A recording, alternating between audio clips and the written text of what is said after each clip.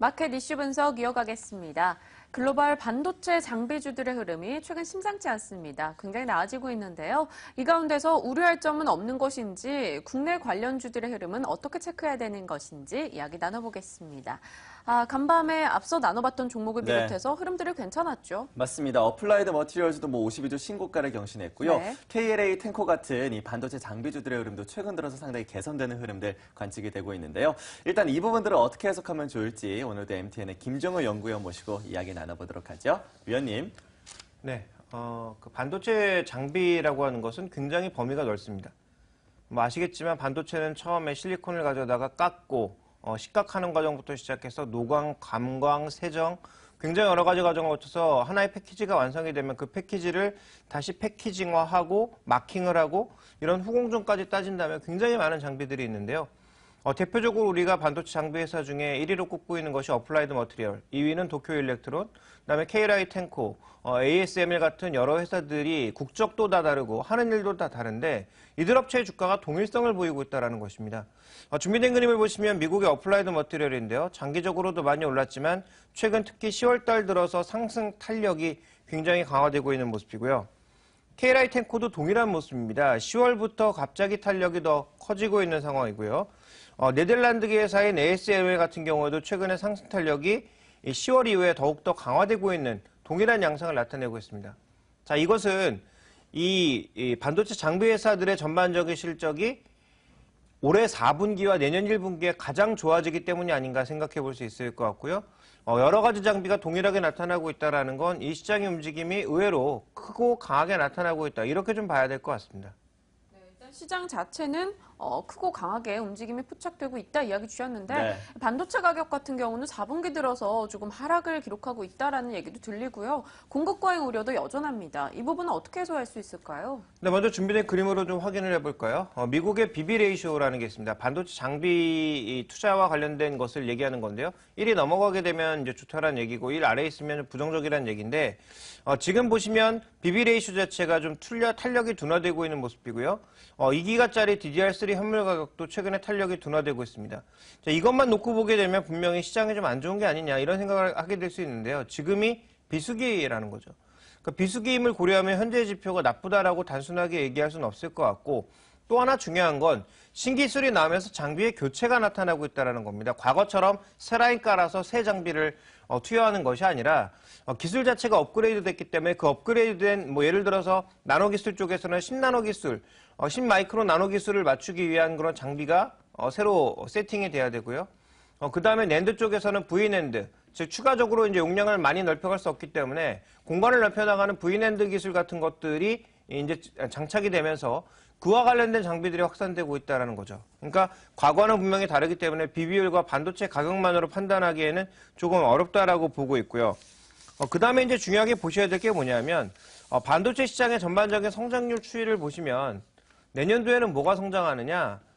D램 쪽에서는 DDR4가 성장한다라는 거죠. 그리고 신기술 쪽에서는 64비트 기술이 나와서 그와 관련된 스마트 기기 제품들이 늘어난다라는 것이고요. 그럼 처리되는 데이터량도 늘 것이고 그와 관련된 서버의 처리 속도도 빨라질 수밖에 없는데 서버의 속도를 빨리 가기 위해서는 하드의 속도가 빨라져야 되는데요. 하드의 속도를 빠르게 만드는 건 기존의 하드디스크보다는 SSD가 아무래도 속도가 빠를 수밖에 없습니다. 근데 그 SSD 가격이 최근에 많이 빠지고 있다는 거죠.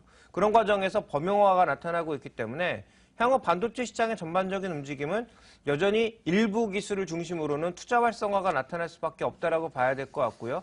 그 선두권에 놓여 있는 것이 조금 전에 설명드렸던 세 종목이다 이렇게 봐야 될 것 같습니다.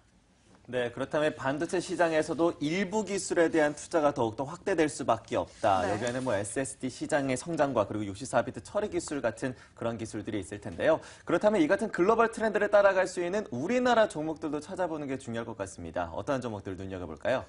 네, 우리나라에도 이제 반도체 장비주들이 굉장히 많죠. 그렇지만 세계적인 규모를 가지고 있는 회사는 아직은 없다라고 봐야 됩니다. 그런데 점유율 측면에서 보면 그 장비의 규모에 상관없이 시장 자체가 작아서 업계 1위를 차지하고 있는 그런 회사도 있죠. 대표적으로 PSK고요.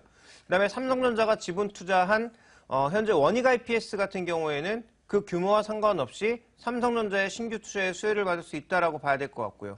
조금 전에 말씀드렸던 64비트 기술이라든지 V낸드 기술 이런 쪽에도 다 연관이 있는 종목들이라는 점에서 이들 종목에 대한 관심은 좀 필요하다. 특히 DDR4로 가거나 V낸드 쪽으로 가면서 필요한 게 이 장비가 아니라 건식 세정 장비가 필요하거든요. 그 장비를 만들고 있는 PSK의 매출액과 아마 이익이 내년도 1분기에 사상 최고치를 찍을 가능성이 있다는 점에서 이들 종목에 대한 좀 긍정적인 시각이 필요하지 않나라고 보고 있고요.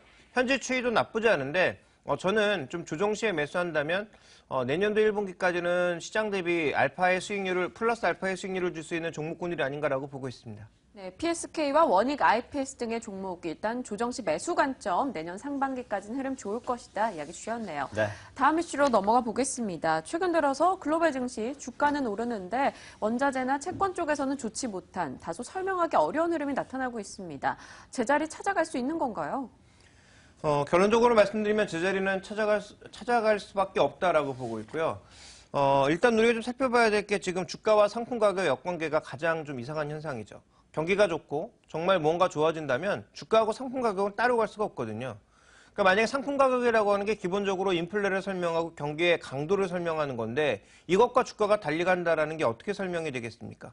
또 하나 이제 자산의 역조 현상 자체는 미국의 국채 금리가 지금 스페인 국채 금리와 비교해 봤을 때 더 높습니다. 말이 안 된다라는 거죠.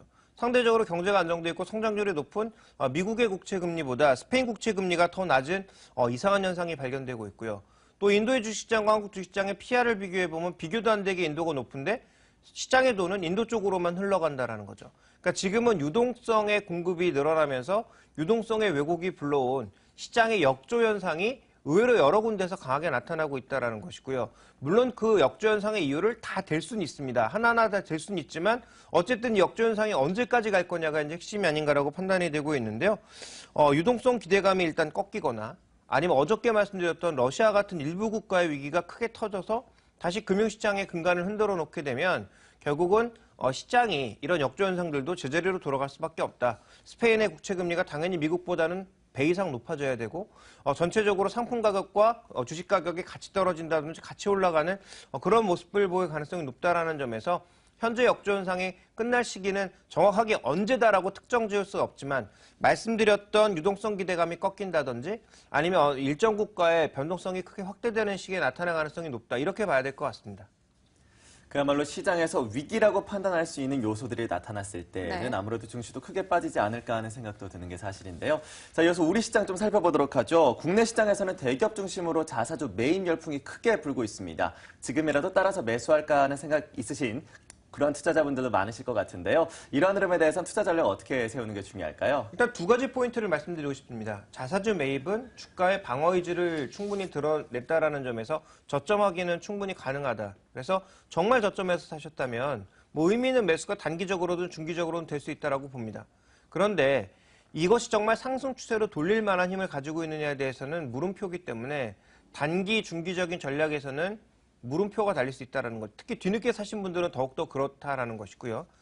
우리가 근데 장기적으로 봐야 될 건 삼성전자의 자사주 매입이나 여타 회사의 자사주 매입이 중기적으로 봤을 때는 추세의 저점인 경우가 많았습니다. 그래서 정말 길게 보시는 분들에게는 현재 자사주 매입은 분명히 매수의 기회다라고 보여지지만 단기 투자자들은 정말 저점에서 산 게 아니라면 자사주 매입 하나만 가지고 주가 투자하기는 쉽지 않다라는 거죠. 그래서 자사주 매입이 단기 투자자들에게 혹은 모멘텀 투자자들에게는 매수의 기회가 될 수 없다라고 보고 있고요.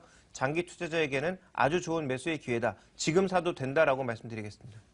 네, 투자자들이 가장 듣기 쉬운 이야기가 지금 사세요, 파세요일 텐데 네. 일단 장기 투자자 입장에서는 자사주 매입 소식이 있는 종목들 현재 매수 관점 대응 가능하다라고 전략을 전해주셨네요. 네, 그럼 이제 우리 시장 전략도 세워보도록 하죠. 오늘장 선전략으로 이어집니다.